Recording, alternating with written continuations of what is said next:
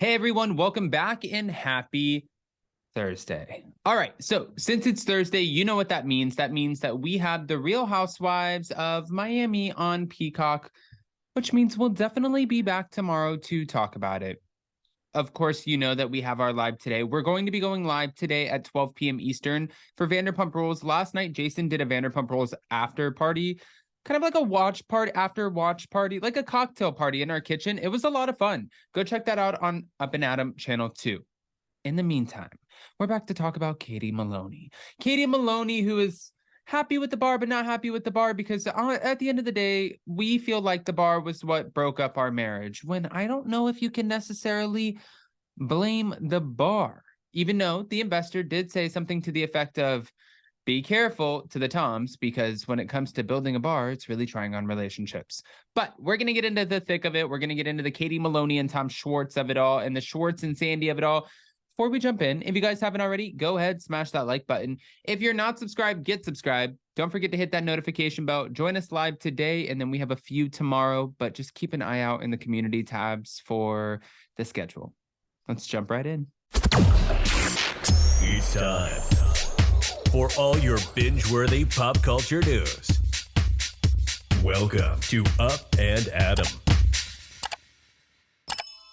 All right, guys. So when media caught up with Katie Maloney, they were talking to her about this sandwich shop. What's going on with your and Ariana's something about her sandwich shop?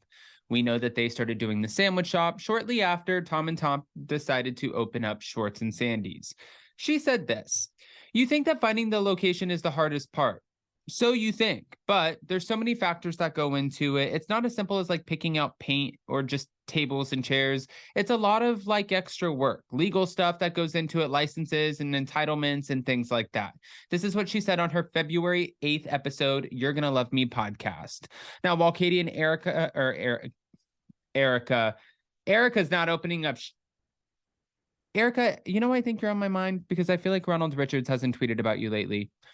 While Katie and Ariana have found a location, reportedly near Sir. Now, it is by Sir, which is so funny because it's right next to a place called Tortilla Republic. And Tortilla Republic used to be this restaurant where all of the Sir staff would go over next door and people would be eating like chips and salsa and having margaritas. And the Sir staff would run over and go have like shots and then run back over. And sometimes you even saw it on the show, but they're right there. They're right in the thick of it.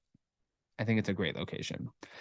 They still have a lot to do before they can open their doors. So before they get to the fun parts of starting the business, Katie said that they are focusing on working with consultants to really map out in great detail a business plan and a budget. They don't want to be in the same situation as Tom and Tom trying to figure out, oh, okay, did we go over the budget? Can we open the doors? Do we have enough staff? Can we afford our staff?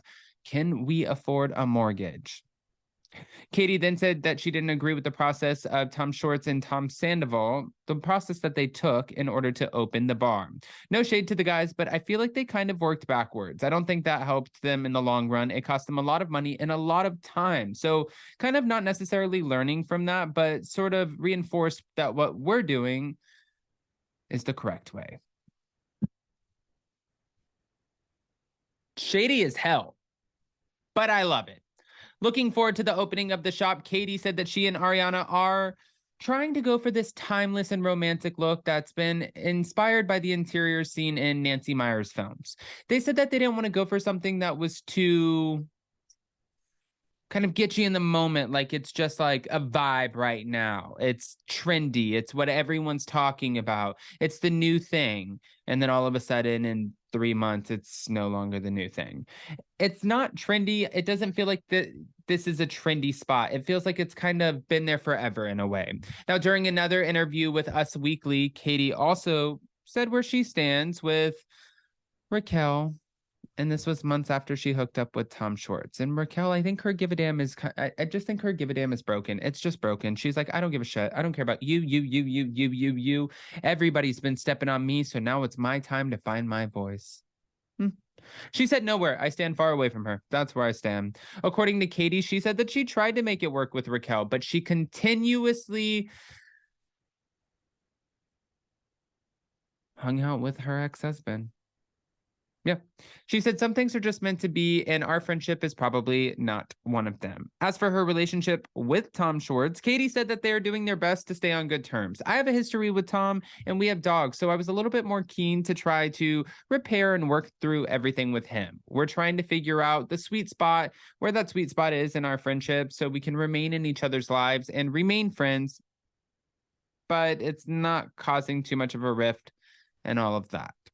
I feel like they're going to try to Dolores and Frank this situation where they can be friends, they can go places together. But when both of them find serious relationships, whoever that new partner is going to come in and be like, oh, okay, well, this worked for you before. Good for you, bro. But it's not working for you now.